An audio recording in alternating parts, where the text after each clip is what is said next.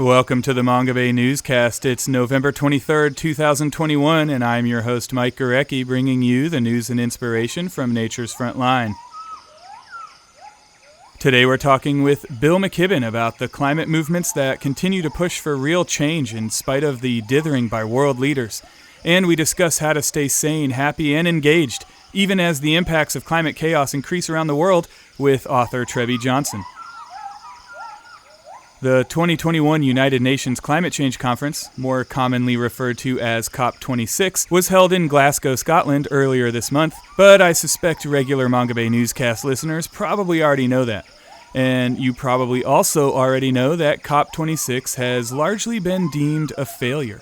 Countries failed to commit to ambitious 2030 emissions reductions targets that would keep the goal of limiting global warming to 1.5 degrees Celsius within reach.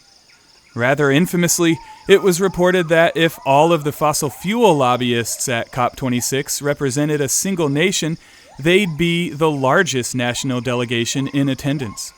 The text of the Glasgow Climate Pact, adopted by the 197 countries participating in COP26, was changed last minute so that it spoke of a phase down of coal rather than a phase out, which is a fairly neat summary of how COP26 failed to meet the urgency of the climate crisis. But there was some tentative progress made at COP26. Perhaps the biggest achievement was that 127 countries signed the Glasgow Leaders' Declaration on Forests and Land Use, committing to halt and reverse forest loss and land degradation by 2030 as part of their efforts to combat climate change. Russia, Brazil, and China, which rank as the number 1, number 2, and number 6 countries in the world in terms of tree cover, signed the declaration, which is notable since they were not signatories to the New York Declaration on Forests adopted by just 39 countries in 2014. The more than 100 countries that signed the Glasgow Declaration represent 85% of Earth's forested land, and some $19.2 billion in national and private funds were committed during COP26 to support their forest protection efforts. The declaration also recognizes the important role that indigenous communities play in protecting forests. But there are still plenty of details that need to be worked out. For instance, as Manga Bay founder and CEO Rhett Butler noted, the rather vaguely defined goal of halting and reversing forest loss and land degradation could leave room for countries to claim net zero deforestation by converting natural forests to monoculture plantations. And as Manga Bay contributor Justin Catanoso reported from Glasgow, many NGOs are warning that commitments to stop deforestation in the name of climate change will be undermined by the ongoing burning of forest biomass as a zero-carbon fuel. There are plenty of real climate solutions available to us, of course, and we've covered many of them here on this podcast in recent months, such as securing indigenous and local communities' land rights, making our food systems more sustainable through things like agroforestry and agroecology, and restoring forests to unlock their carbon storage potential. And of course, another way we can keep pushing for a more sustainable, equitable future is through activism. Bill McKibben, noted activist and author and founder of 350.org, as well as the newly created Third Act initiative, joins us today to talk about the state of the climate movement and what gives him hope that we may yet rise to the challenge and halt global warming. McKibben tells us about his response to the failures of COP26 and how he sees climate activism continuing to evolve to counter the outsized influence of the industries that rely on burning fossil fuels and clearing the world's forests for profit. We're also joined today by Trebbe Johnson, an author and founder of an organization called Radical Joy for Hard Times. Johnson tells us about ecological grief, how it can affect people concerned about the future of our planet, and how to deal with that grief and stay committed to working towards a better future for all life on Earth. Let's pay attention to finding beauty and making beauty for ecologically damaged places like clear-cut forests and rivers that are polluted and mountaintops in West Virginia that have been blown off in order to facilitate industrial coal mining. Bill McKibben wrote in The Guardian earlier this month that as COP26 limped towards its mushy end, which is a truly delightful turn of phrase for a not at all delightful premise, he was inspired by the activism he saw at the COP. But were there tangible outcomes from this activism? For my money, every COP is a tangible outcome of activism. Almost literally the only reason we even have this process, or that it's still alive, is because activists keep pushing and pushing and pushing. And because the last couple of years have been very hard to push, we've all been locked down, and the number of governments in the world that you can actually push is decreasing as we become a more authoritarian planet. That lack of activism over the last couple of years weighed on the outcome of this COP. There wasn't as much pressure as there was at Paris, and I think that's one reason that things were kind of soggy. Yeah, and you write a bit about this history of the climate talks and activism in your Guardian article as well. One thing I found particularly interesting is you note that activism sort of let Obama off the hook after COP15 in Copenhagen in 2009 because there wasn't enough of a political price for him to pay for that COP being a failure. Right. But by Paris, there were hundreds of thousands of people in the streets, and he really couldn't come home without a deal, and the same was true of a lot of other leaders. Now, that's, it's hard to see exactly how we keep upping the pressure on national governments. In the U.S., I don't think there's anyone who thinks that once we get whatever we're going to get out of this Build Back Better bill, that there's a kind of round two of aggressive climate legislation coming from Washington. The odds makers are telling us that we're going to have a Republican Congress by this time next year.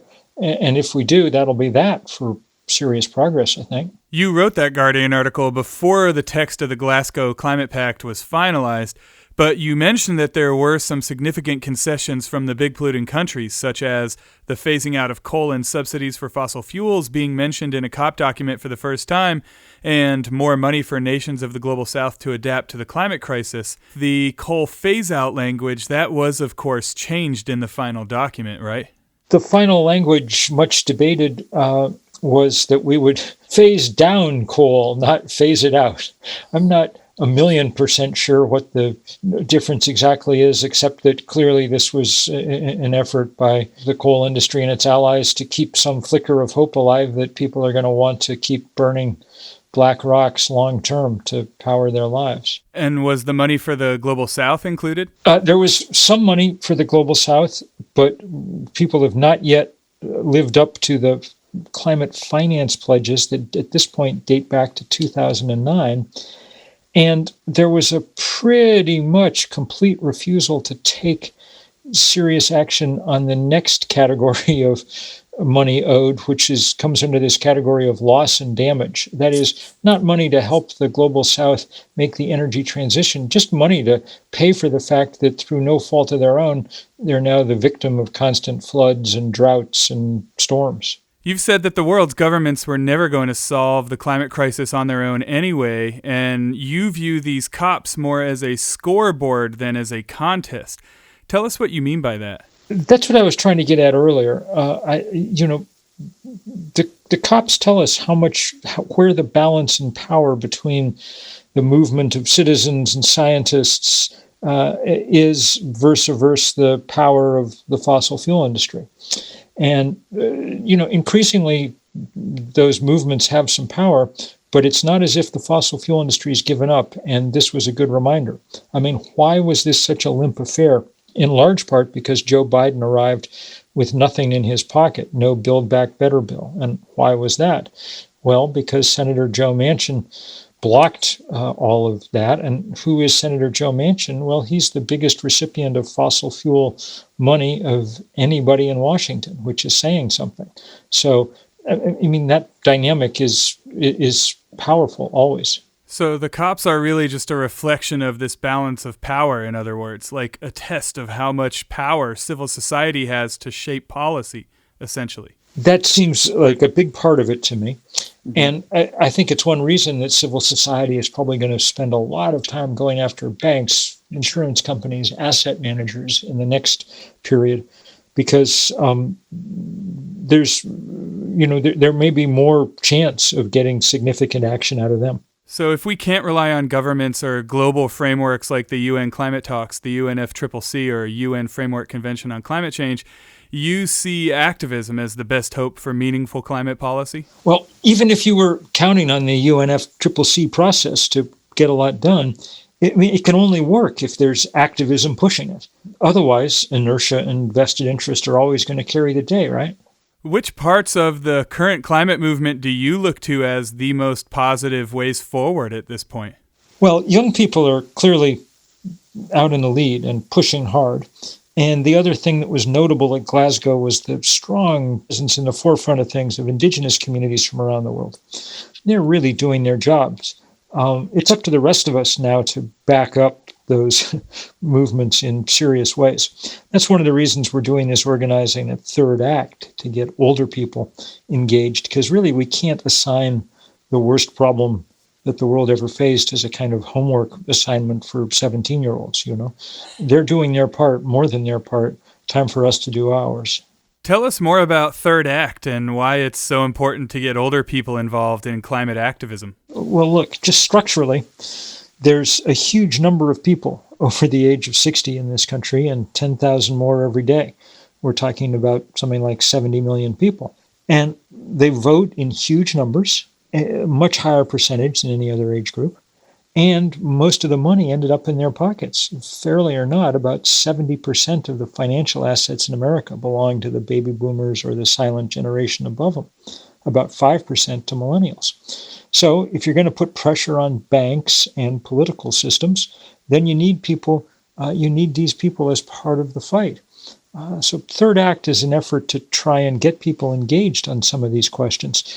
We're talking about a generation whose first act was pretty interesting. They were around for pretty profound cultural, social, political transformation.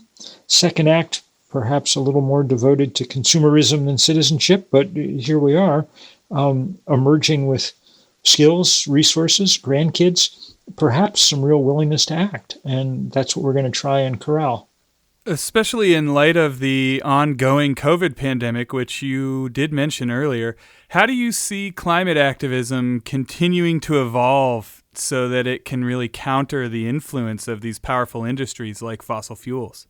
Hopefully, one of the pressure points will be to cut off the supply of money to these guys. The big banks and asset managers and insurance companies they're one of the secrets here. And it's possible to imagine them shifting because, unlike Exxon or somebody, fossil fuel is actually a pretty small part of their business, maybe 5%. So they don't have to, they're not facing an existential challenge. They just have to be a little less greedy for a while. And the secret to that is making it painful for them to keep doing what they're doing. So that's why people are out occupying bank branches and parading in front of them and writing letters and withdrawing money and on and on and on. So for anyone who's looking for ways to plug into the climate movement, where would you direct their energies? I'd say, young people are coalescing in this Sunrise movement who are doing a fantastic job. There's groups like Extinction Rebellion and groups like 350.org and the Sierra Club and people who are doing fantastic organizing. And tell your parents and grandparents about Third Act, because I think sometimes it's easier for people to organize with people their own age sometimes. What do you say to someone who sees another COP come and go and it's widely considered a failure and maybe people are starting to get disillusioned? What do you say to them to keep them in the fight? Well, A, what choice do we have? It's an existential fight. And B, we're obviously making serious progress. We look at things like the divestment campaign that some of us started maybe a decade ago, and we're now at $40 trillion in endowments and portfolios that have divested from fossil fuel. In the last year, that's like Harvard and Oxford and Cambridge and big pension funds and so on. And it's doing a number on the ability of the fossil fuel guys to raise capital. So we've got to just keep doubling down.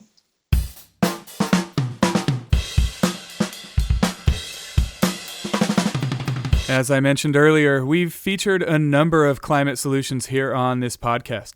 And in the wake of COP26, it's especially important that we keep pushing for solutions like indigenous rights, agroforestry, and reforestation, as well as doubling down on actions like the divestment campaign Bill McKibben was just talking about. But it's also important that we deal with the grief and existential dread that climate change can induce in even the most dedicated activist. Trebbe Johnson says we need to find new ways of caring for ourselves and our communities as we deal with the overwhelming environmental disasters and crises we're facing, like climate change. That's the subject of her 2018 book, Radical Joy for Hard Times, Finding Meaning and Making Beauty in Earth's Broken Places. And it's also the mission of the group she founded that's also called Radical Joy for Hard Times. Johnson says that focusing on this type of healing is especially important in the wake of failures like COP26. The one thing that I keep thinking about is all of these hundreds of thousands, I don't know, maybe there were even millions of young people all over the world with their signs and their pleas and their calls, like, do not forget us. This is our future you're deciding. And I just felt that like their voices were so heartfelt and pained, and then I just felt like those leaders at COP26 were filled with really nice words, which we all expect to hear, but they were flat compared to those voices in the street, and the actions were, they were so kind of wishy-washy and not really addressing the problem at all. It was just more, and there were some advances, but not really anything that all of us, and especially those people in the streets who were going to be most affected by it, were calling for. So I was disappointed and angry. Yeah, and I think a lot of people around the world are sharing in that disappointment and anger. Does that lead to an uptick in the amount of ecological grief people are experiencing? Oh, yeah, definitely. I mean, when I created Radical Joy for Hard Times in 2009, what I had in mind was let's pay attention to finding beauty and making beauty for ecologically damaged places, like clear-cut forests and rivers that are polluted and mountaintops in West Virginia that have been blown off in order to facilitate industrial coal mining. And those things are all still going on. I don't think there's any one of us on the earth who's not dealing with some kind of an ecological problem, including, I might add, violence on streets and street corners where a young black person is killed by a white police officer. I mean, that's a wounded place as well. But what we're all dealing with now is just the collapse of nature and civilization as we know it. And so that exists on top of these other things. And we do feel grief about it. And the Australian philosopher and author, Glenn Albrecht, he created a term, I don't know, I think it was about 20 years ago almost now, Solastalgia.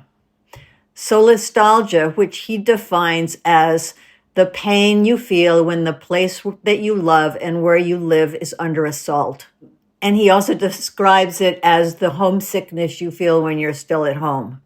And what he did with that word, solastalgia, was to give credence to feelings of grief and outrage, but especially grief, pain, physical, spiritual, emotional, psychological pain when the place that you love is under assault.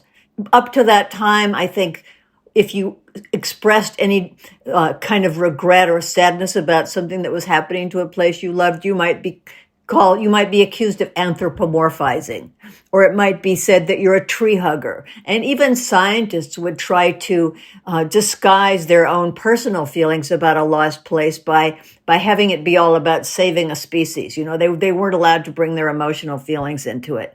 And one of the things that our growing awareness of climate change has done, coupled with this term of Albrecht's, is to say grief is normal. It's appropriate under these circumstances. So that grief is now recognized as legitimate and even normal, and it's presumably rampant nowadays, especially as things like COP26 come along, these opportunities for the world to finally start taking climate change seriously, and time and again we fail to make really meaningful progress. So how do you deal with that grief? How do you assuage your solastalgia? Well, I think, first of all, it's important to acknowledge it. and at the same time to not get overwhelmed by it and not capitulating to it, let's say, or not ignoring it. They can exist side by side. I mean, we can have grief, and that's appropriate, but we also have the power to take actions that allay grief.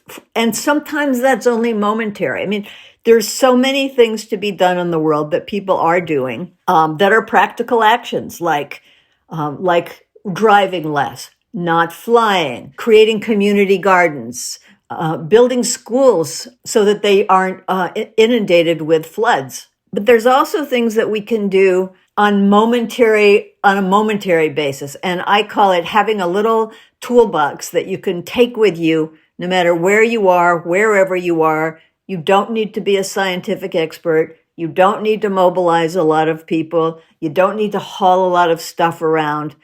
And this is this simple action of finding and making beauty in hurt places. And that is the essence of the organization that I created, Radical Joy for Hard Times, and that I also talk about in my book of the same name. It's simple actions of making beauty and looking at these hurt places. And I mean, I'll go into more in a minute about what that entails, but I want to just emphasize that it's not in any sense made to replace all of these other actions which are essential, which include, protesting, shutting down coal plants, creating gardens, all of those things. But it can accompany all of those things. It can be a simple, powerful, and empowering and creative add-on to all of these other things that changes your psychological relationship to your situation just enough in the moment where you feel empowered to take the next step. Give us an example of that idea in action, someone creating something beautiful in a wounded place. Yeah, so I'll tell you, first of all, we have an annual event. It's usually in June around the time of the summer solstice, and it's called the Global Earth Exchange. It's called an exchange because we exchange gifts with the earth. The places that have given a lot to all beings, including human beings, and maybe can't give what they used to anymore.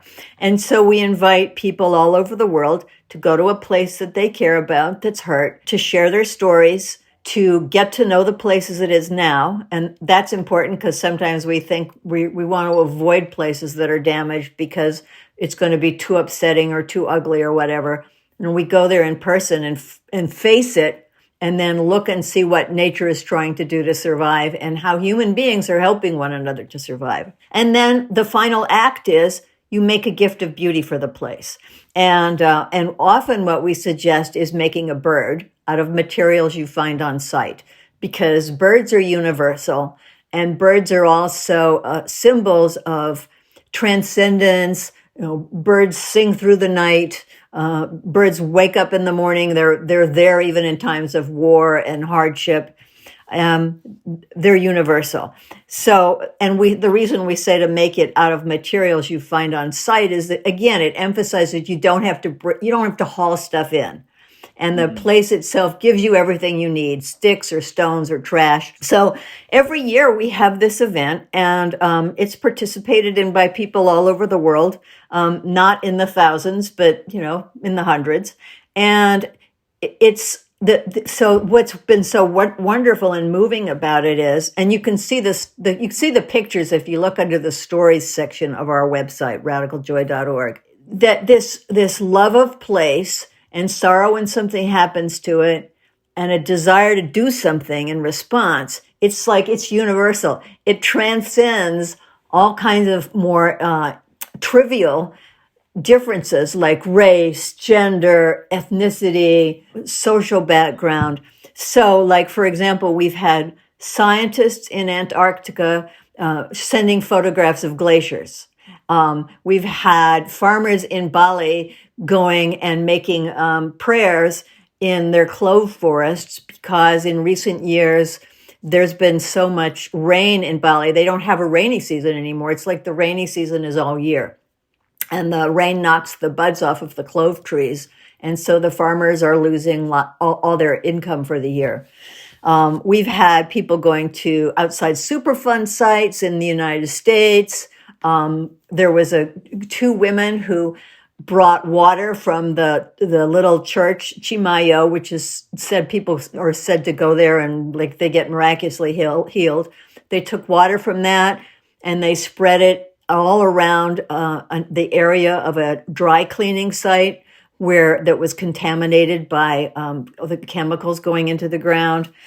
There's things done for rivers and forests and places where industrial development is taking over. It's like all kinds of things like that. And it's just really simple and beautiful. And to see the photographs and the stories that come in the end of the day, it's just such testament to how creative people are and how deeply they care about their place. So what would you tell someone who's grieving for the missed opportunity to deal with this looming existential crisis that was COP26? Well, I say, first of all, get together in a circle with your friends and your family and share about how you feel. And do it in a way so that there's no argument. So like passing an object around from one to the other and going in a circle so everybody has a chance to speak. Like it's really important to acknowledge the grief. And then maybe do something creative together, like go outside and make a cairn for all the lost species, or make a bird on a tree stump. Just do something simple for a place that you care about that's in the world right now. I mean, climate change is such an elusive thing. The philosopher Timothy Morton calls it a hyperobject. You know, it's like it's everywhere around us, and yet we can't see it. We can't point to it. We can point to a forest fire. We can point to a hurricane. We can say that's climate change, but it's not. It's the result of climate change. So by doing something physical and tangible in the real world, it's like we are reminding ourselves that we have the power and the creativity and the community to do something now. So even like getting together with your neighbors at a site that's in danger, or that's had some kind of a violent incident happen at it, and then getting together and making some simple act of beauty there. It's a way of doing something concrete in the present. Have you seen many people putting these ideas into practice to deal with their grief over COP26 or just climate change more generally? I haven't seen anything like this in response to COP26. I mean, I've seen things happen in response to things that are outcomes of climate change, like the extinction of species and things like that. But I think that again, the whole idea of climate change is so abstract and frightening. It's like it's present already, and it's also looming. So it's very difficult to say, I'm going to create something on behalf of climate change. I'm going to create beauty to sort of counter the fear and the negativity of climate change. The way to do that is to do something physical, tangible, actual in the place where you're at, because all of us are going to be affected by climate change. We already are. And yet by dealing with the manifestations of climate change, we deal with climate change. Are there some more sort of proactive things you recommend people do to deal with this grief, especially for activists who fight every day for a meaningful response to climate change from our governments, and they pour so much energy into something like COP26? It can really be a huge letdown when nothing comes of it, and yet you've got to just keep getting up every day and continuing the fight. Yeah, well, again, I think that grief is appropriate, and yet by acknowledging it and doing something positive on the other side of it, it's like we can't make grief go away. Eco-psychologists like Linda Bazell, she's made this point that unlike other forms of grief, the grief for climate change is not going to go away, or other types of ecological damage that we're experiencing in the face of it. It's not going to go away. It's going to keep striking us over and over and over again.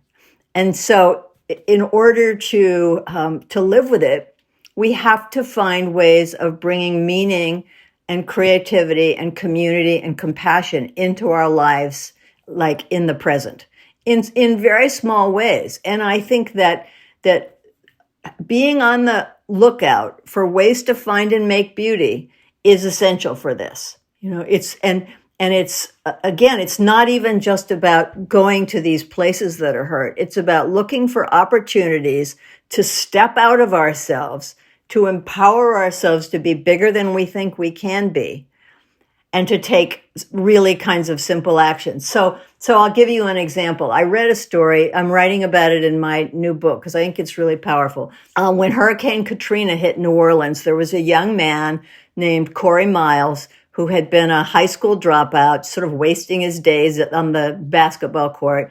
He managed to commandeer with his friends buses to drive around New Orleans and pick people up and take them to shelters. And there were lots of articles written about him because it was like something just came alive in his mind under these circumstances. Like, here is something that needs to be done. I have an idea of how to do it. I'm going to do it. And yet, so he got lots of attention, justified. However, when he first went to the shelter to take the first busload of people there, I think it was in Houston, somebody gave him a credit card so he could buy gas. So that is another kind of heroism. I mean, what this young man did was heroism, like above and beyond anything that you could imagine. But then there was this other person. We don't know their gender, their name, their age, anything else. They gave him a credit card. And so there's all these simple little things that we can do to make a difference, to be heroes. And, I think it's no accident that young people are paying attention to apocalyptic movies, books, podcasts, music, stories about the end of the world, because finding out what heroes do is empowering. It makes us think, oh, maybe in a time of crisis, I can do something too. Maybe I will be the one who comes up with this amazing idea and I save people. And so the Corey Miles story says there's a big way to save people, and then there are little kind of anonymous ways. Because what would he have done if he didn't have the money to go back and get more gas and make 3 more trips with this bus? So it may sound, it sort of sounds like I'm not really answering your question. Like, how do we address the grief of climate change? We address the grief of climate change by making beauty in a forest, by making beauty on a street corner where somebody's been killed, by giving somebody a credit card, by paying attention, by telling stories with other neighbors in your community who've lost their homes to a wildfire. I mean, these are simple sorts of things we can do that engage people, that empower them. When you go to a hurt place, you realize, I don't want to do this. I'm afraid I'm going to be depressed. I think it's going to be too much. And then you do it, and it's like it empowers you to recognize that you can face all kinds of hard times. It's really quite magical. And we've had people tell us with Radical Joy for Hard Times, they go to some of these places and they make beauty for them. And they say, I ended up falling in love with the place. So I think that taking the grief over climate change and taking it from something huge and amorphous into something grounded and real and actual, it'll make a surprising difference. Any final thoughts for us about self-care and dealing with ecological grief so we can keep our minds right and keep fighting for a better future? Well, I would say that that what we have found, I mean, one of the things I asked myself when I created Radical Joy for Hard Times, is this just my idea? I'm a white woman from the United States. I have a college education. Is this just my crazy idea? And what we've found is that there is this universal feeling of love for place. And it transcends all these differences, as I mentioned earlier. And so by remembering that and by reaching out to people that you think you might not have something in common with, you find commonality. I mean, I did an event 3 or 4 years ago when I lived in Pennsylvania. There was a plan to create to build a nuclear, a low-level hazardous waste incinerator in our community. And we really fought hard, and we made them go away. And then we did this event at the Susquehanna River. We wove a wreath out of flowers and branches and twigs and grasses, and we put it in the Susquehanna River. And this was a very diverse group of people. I mean, there were atheists and Jews and Mormons and Catholics, and there were Trump supporters, and there were not Trump supporters, and it was people of different races, and we all shared our love for this rural community of Susquehanna County, Pennsylvania, and this river. And love of place transcends a lot. And I think if we remember that, that's very important. And again, to just do these simple little actions, they make a difference in how you feel. And when you change your response to the world around you by opening your eyes a little bit more, looking around, realizing you have things in common with other people, and that you do have the power to give back to the earth, which has given so much to us, it really just makes a profound difference. And we all have to be in this fight. And I really, I salute all of the people that are working so hard to talk back to the corporations and stop coal mining and fossil fuel burning and all of these things. I mean, it's essential work. And at the same time, finding and making beauty makes a difference.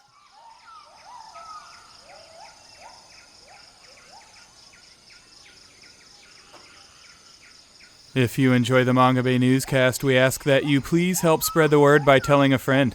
That's the best way to help expand our reach and keep the show growing. Another way to help is by becoming a monthly sponsor via our Patreon page at patreon.com/mangabay. We are a nonprofit news outlet, and just $1 or more per month would really help us offset production costs and hosting fees. So if you're a fan of our audio reports from Nature's Frontline, please head to patreon.com/mangabay to learn more and support the Manga Bay Newscast. That's patreon.com/mangabay. You and your friend can join the listeners who've downloaded the Manga Bay Newscast more than 250,000 times by subscribing to this podcast wherever you get your podcasts from. Or you can download our app for Apple and Android devices. Just search either App Store for the Manga Bay Newscast app to gain fingertip access to all of our news shows as well as all of our previous episodes. And of course, you can read all of our news and inspiration from Nature's Frontline at mangabay.com. Or if you prefer to keep up with us on social media, follow us at facebook.com/mangabay, or on Twitter and Instagram. Our handle is @mangabay on both those platforms. Thanks as always for listening to the Manga Bay Newscast. I'm your host, Mike Gorecki, signing off. Talk to you again in 2 weeks.